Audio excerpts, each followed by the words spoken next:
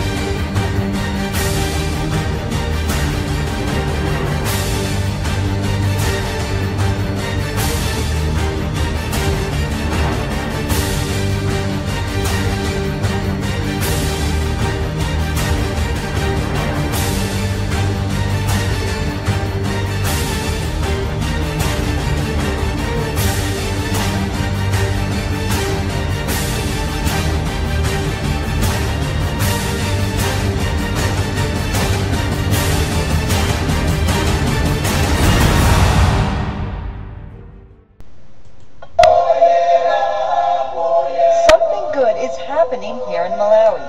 The perennially impoverished African nation may be showing the rest of Africa and the world how poor countries can feed themselves. I can say that the policies of the president is very, very good. Joshua Mawal is a subsistence farmer here. Because of a new government program, he's now not only growing enough for his own family, but he actually has a surplus that he's able to sell. After harvesting, I'm keeping that of maize. So after that, I'm planting another maize. So 2 harvests? 2 harvests. Okay. I've got also another garden, and that one is special for rice. As of now, I've already harvested 9 bags of them. So you're working all year round? Yeah, I'm working round and again, around again. Which, of course, is exactly the way he wants it. Providing for himself and his family, rather than relying on food donated from overseas. Whether by the loose change in our pockets or major government aid, each year Americans give hundreds of millions of dollars to help feed the hungry in other parts of the world, a seemingly never-ending exercise. But the leader of this tiny country is trying to say never again to famine. We are going by the old adage that you give a person fish and he will be hungry again tomorrow.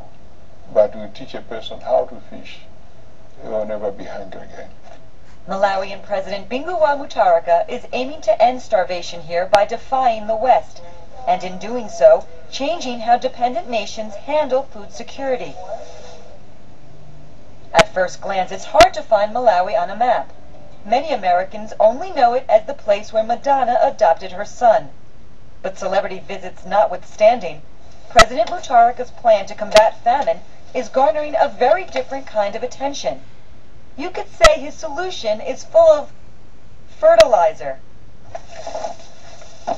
Joshua is one of the farmers receiving a government voucher for fertilizer and seed. Over the past 3 seasons, the current administration has enacted a controversial subsidy program, which has pulled the country out of immediate danger of starvation. This is all your Field. Your land? Your land, yeah. Yeah. And you received vouchers, coupons from the government? Yeah.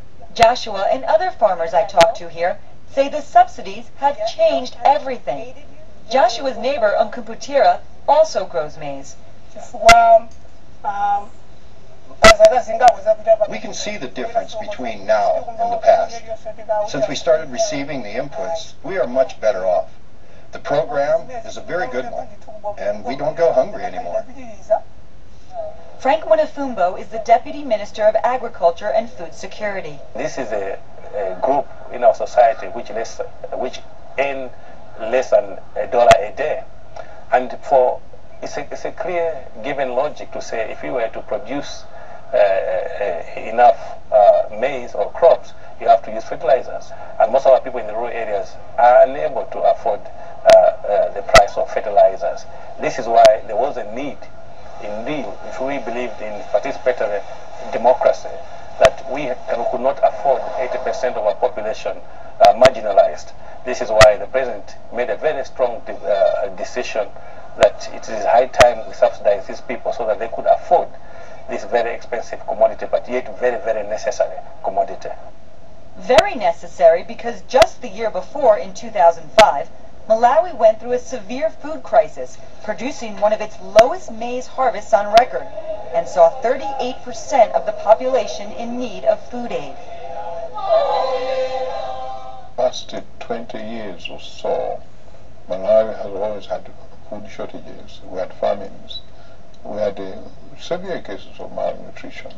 As soon as I took office, I decided that Malawians must be able to feed themselves. We decided also that Malawi should be turned into a hunger-free nation.